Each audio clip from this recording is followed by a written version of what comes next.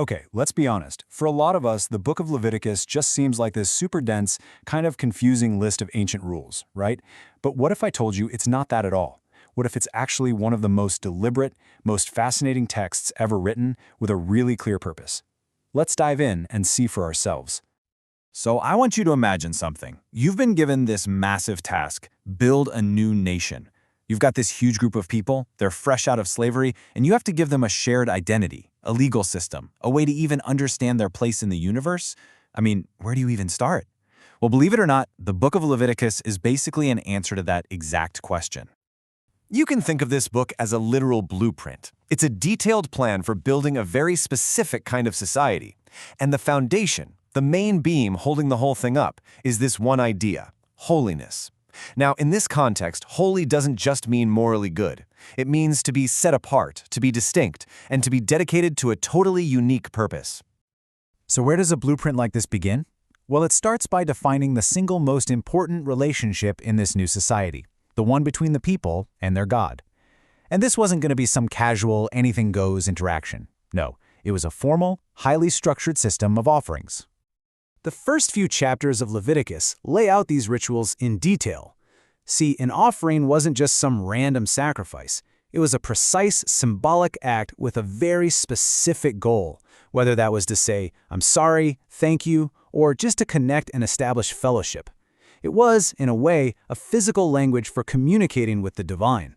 And what's so fascinating is just how specific it all was. This was not a one-size-fits-all deal. You've got the burnt offering for general atonement. Then there's the grain offering, made of flour and oil, which was all about thanksgiving. The peace offering was for community and fellowship. And then you get these really specific ones, like the sin and trespass offerings, for when you messed up, even if you didn't mean to. Each one had its own materials, its own rules, its own meaning. To make this less abstract, let's just look at the burnt offering. I mean, the text in chapter 1 gets super detailed. The person bringing the offering places their hand on the animal's head, symbolically transferring their identity onto it.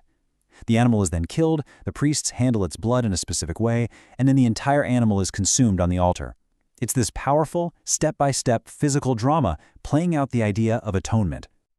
Okay, so after setting up how to approach God, the blueprint zooms out to organize the entire world.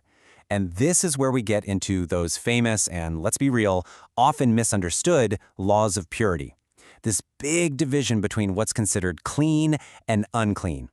So here's the absolute crucial point you have to get. Unclean did not mean physically dirty. It meant something was ritually out of place.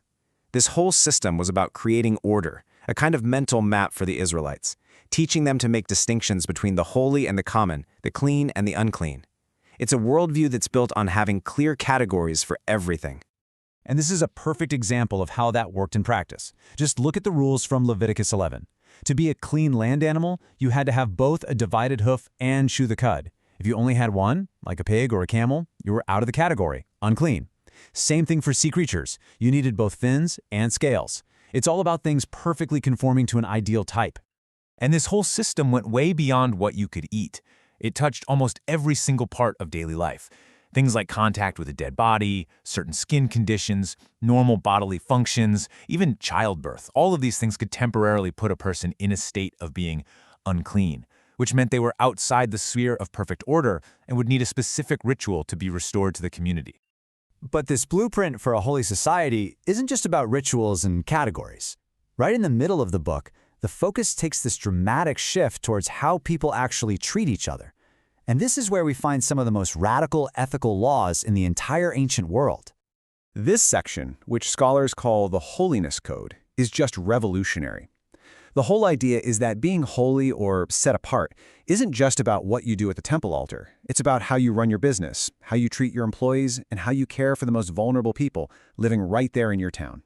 And boom, right here, buried in what many people think of as a dry book of rituals, we find one of the most famous and influential ethical commands in all of human history. This isn't just tucked away in a corner. It's a central pillar of the whole legal blueprint. Loving your neighbor is presented as a core part of what it means to be holy. Just look at this list. All of this is from chapter 19. This is applied holiness. It's a command for economic justice, leaving grain in your fields for the poor. It's about workers' rights, paying people their wages on time. It's about protecting the disabled, ensuring the courts are impartial. And then, remarkably, a command to love the immigrant, the stranger, just as you love yourself, because, as the text says, you were strangers in the land of Egypt. So, you have these rituals for approaching God, you have a system for ordering the world, and you have this incredible ethical code for society. And once a year, all of these themes came together in one incredibly dramatic, high-stakes ceremony, the Day of Atonement.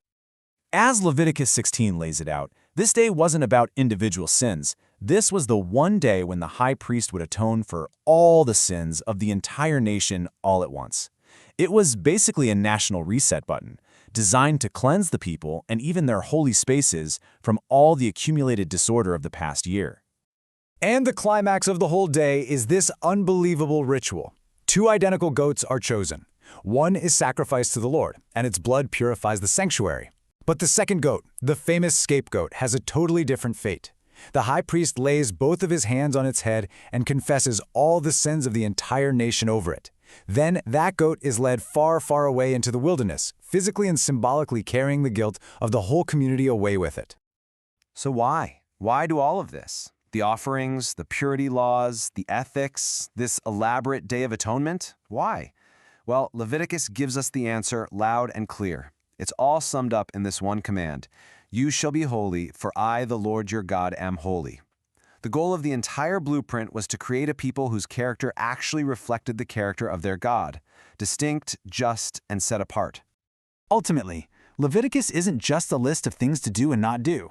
It's a comprehensive design for forging a national identity from the ground up.